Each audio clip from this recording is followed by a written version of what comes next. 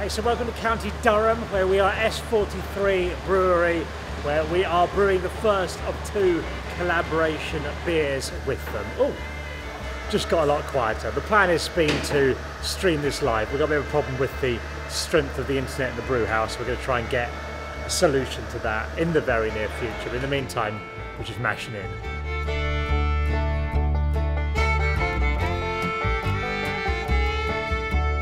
Right, so we're getting ready to mash in. So as you can see, we've got hot water going into our mash tun here. We're gonna let this fill up a little bit, and then over there we've got all of our grain, malted barley, a little bit of wheat that's gonna go in. So pretty soon that'll start feeding in. It's gonna mix inside this tube to get kind of a nice porridgey consistency. So we have about 400 kilos of grain that's gonna go in with the hot water.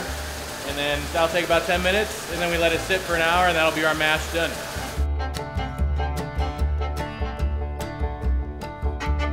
Happy days, welcome to S43 in County Durham, where we're brewing. We had a few technical issues with lack of internet, but then a nice man called Lex got us some internet from the internet shop, and now we have loads of it.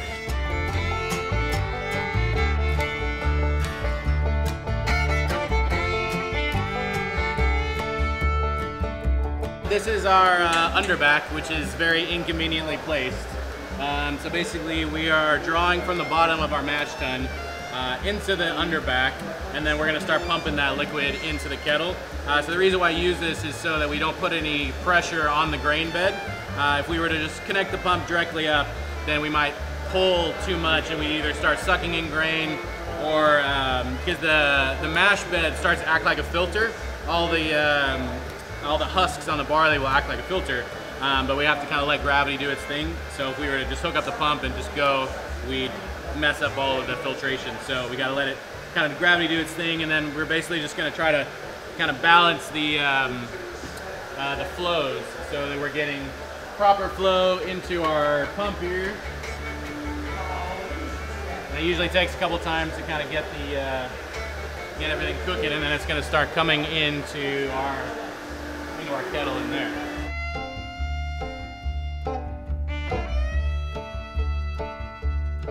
We are very close to boiling.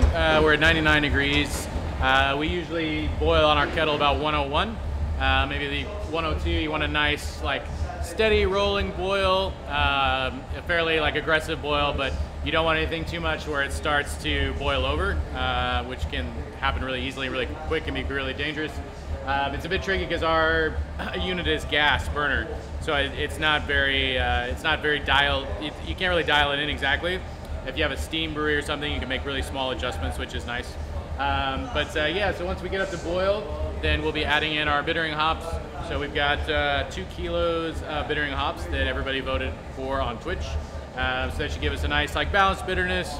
Definitely provide some kind of backbone and kind of balance to the malt profile, but not anything too aggressive, I don't think. So yeah, so that'll go in at 60 minutes, and then we'll set our timer, and then we'll put some more hops in at 10 minutes, and then some more hops in at the very end of the boil, and then we'll pump it over to the whirlpool. So still lots to do.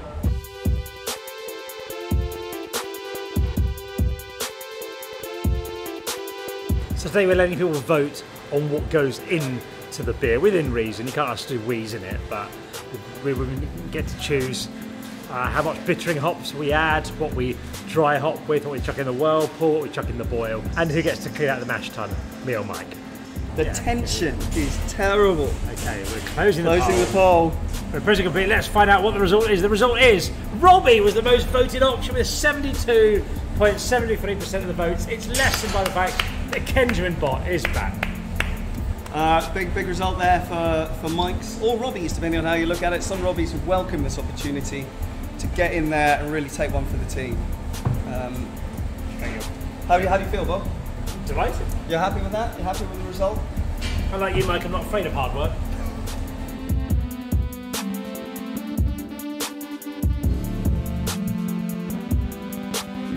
So we got some nugget hop pellets. These are going in for our 10-minute edition. So again, we'll pick up a little bit of bitterness still from this, but hopefully get some nice flavor. It's got a really kind of it's got a very kind of fresh citrus, but kind of a leafy, earthy you know, some citrus crushed with some dead leaves, maybe. Probably doesn't sound super appealing, but it smells really nice.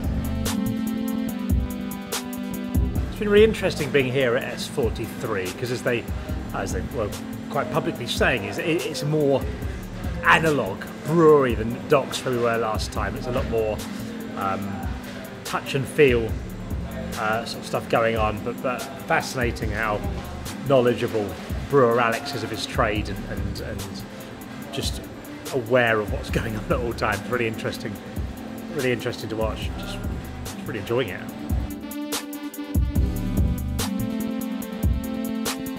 Simcoe and Columbus all mixed together now. So once we're all the way into the whirlpool, we'll get the whirlpool recirculating, and then we'll put this in along with our bag of Talus over there. Because the beer is not as hot, obviously, as when it's been boiled. It'll cool down a few degrees in the whirlpool.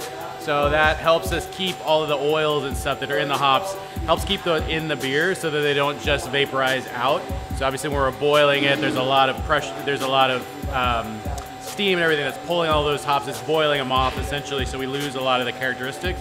So putting it in the whirlpool, we can add a lot of hops without adding a lot of bitterness. If we tried to add the same amount of hops in the kettle, the beer would be probably almost undrinkable because it would be so bitter. So this way we get to retain the nice flavor and some of the aroma without getting as much of the bitterness. So I've sprayed my gloves down. We'll give the scissors a little bit of a spray as well. Real yeast action here. This is what people get paid to see in this stuff. And with the yeast added, we left Pacific Days, our West Coast IPA, to ferment. A few days later, with the help of people on Twitter, we brewed our East Coast IPA, Atlantic Nights. Again, we let viewers vote on what they wanted to go into the beer, and then, earlier this week, they went and got canned.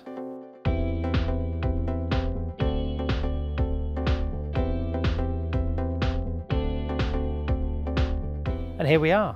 They're not on a bin for stylistic reasons or anything to do with branding, by the way. I just don't have any garden furniture, just moved house. So that's why that is. But I've just had my first taste of both of the beers and they've turned out exceptionally well. Very pleased with them.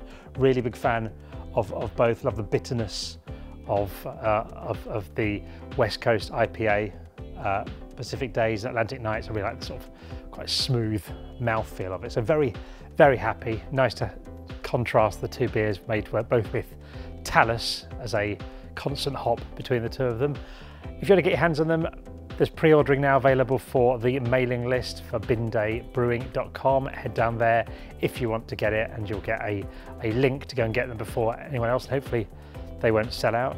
Also, the East Coast IPA, Atlantic Nights, is the first one of our beers that we've had available on keg. So there's a limited number of kegs available. If you're a pub or a bar or a tap room or something and you want to get hold of some, there's an email address down below, cheers@s43brewery.com, and you can get in touch with them, try and get hold of a keg before they sell out. So good luck with that. Thank you very much for watching. Our next collab's going to be with Lervig, but let me know your thoughts on the beers if you've tried them, any views on what you'd like to see us do next.